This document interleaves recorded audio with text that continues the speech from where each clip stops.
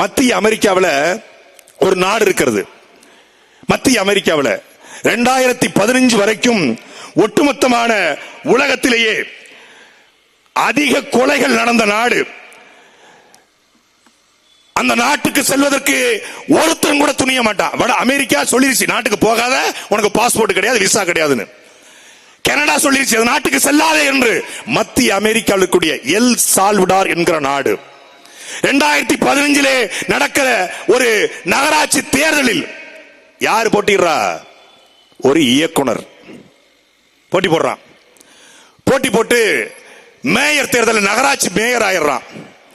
Mayor ஆன உடனே அவன் அதுக்கப்புறம் தான் சுயேட்சை ஒரு கட்சி ஆரம்பிக்கிறான். கட்சி ஆரம்பிச்சு அங்க ஏற்கனவே ஆண்டு கொண்டிருக்கிற கட்சியில போய் கூட்டணி வைக்கலாம்னு பேசுறான். ஐயா, நம்ம வந்த உடனே இந்த கொள்ளக்கார கும்பலெல்லாம் பிடிச்சு உள்ள போட்டுட்டு நாம அதிகாரத்தை கைப்பற்றலாம்னு சொல்றான். இல்ல, வாய்ப்பே இல்ல.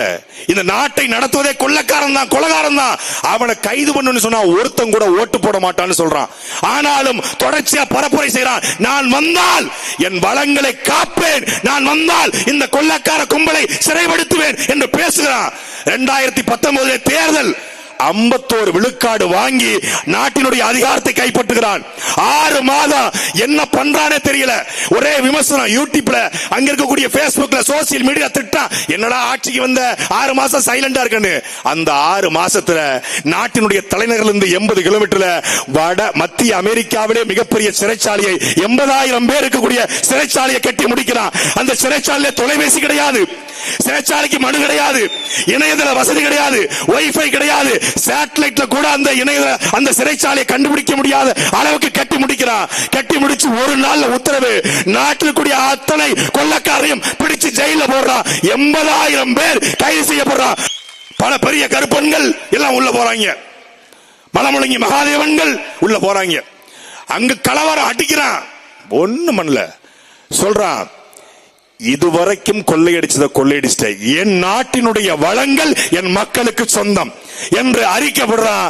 அந்த வளங்களை வைத்து 2019 அதிகாரத்துக்கு வந்தவன் மீண்டும் 2024 தேர்தல் 78 விழுக்காடு வாக்குகளை பெற்று மீண்டும் அதிபராக மாறியிருக்கிறார். நயீப் புக்காலே என்கிற 42 வயது இளைஞர். ஒரு திரைப்படத்தில் இயக்குனராக இருந்த நயீப் புக்காலே அங்கே ஆட்சி அதிகாரத்தை பிடிக்க முடியும் என்றால், அதே போல கருத்திலே முன்வைக்கிற எங்களுடைய அண்ணன் செந்தமிழன் சீமான் இந்த நாட்டை ஆள முடியாதா என்பதை அவன் மட்டுமல்ல, மேற்கு அமெரிக்கா கூகுள்ல போய் சர்ச் பண்ணி பாரு. குட்டி குஞ்சான் அனில் குஞ்சிஸ், கொஞ்சம் கூகுள்ல போய் சர்ச் பண்ணி பாரு. சர்ச் பண்ணி பாரு. ஆப்பிரிக்காவினுடைய சீமான் என்று இணையதளத்திலே நீ தேடி பாரு. இப்ராஹிம் ட்ரோடே, புர்கினோ பாசோ என்கிற ஒரு நாடு. இதே போலதான்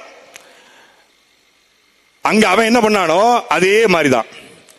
வைரம் கொட்டி கிடக்குது, வளங்கள் கொட்டி கிடக்கிறது. என்ன பண்றான் அமெரிக்கா, மேற்குலக நாடுகள் அதை சந்தை போல பயன்படுத்துகிறது.